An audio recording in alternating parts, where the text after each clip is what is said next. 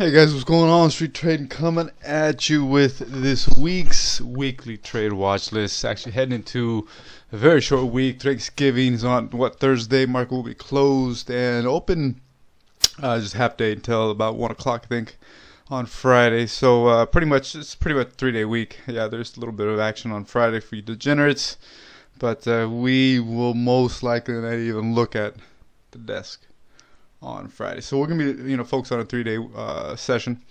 That being said, we got a pretty decent size list going in. A lot of things looking quite nice, even though it's going to be a short session for this week. But nonetheless, there's still plenty of opportunity despite the short amount of days in the week's offerings. So it's been an interesting week. Last week, obviously, we just put up our recap not too long ago. So if you haven't had a look, go check that out. Talked a little bit about the session last week, and obviously, week ahead, we took out pre-market highs, all-time highs in SPY, heading into Friday session, and obviously throughout the session as well. They actually took it out in the early part and then dipped down, obviously, with typical Friday. So wouldn't be too surprised. We kind of dance around this level a little bit, maybe build up a little bit heading into the close of the week. But should be an interesting week. Obviously, all those eyes are on that big 500. Not gonna tap it this week, of course, but nonetheless, probably gonna come pretty close to that 2022. So keep an eye on that.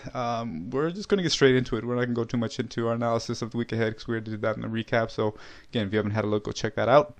Let's get into the session. We got I think like 11 or 12. So going in, like we always talk about, what we do, we plot our levels and our if this and that scenarios, and if what we see, what we think is going to happen is unfolding in the markets in the pre-market session, we get ready. We have our charting software alert us of our levels, and we get going with some risk. So, if we're completely wrong, if things start to go the opposite direction, we just peel it off of our list for the week and just kind of narrow that down as the week progresses. So that's kind of the game plan for the weekly trade watches. So anyway, that being said, enough chatter. Let's get into the business, get into details. Let's get into the securities that have caught our attention for the week ahead. Let's go.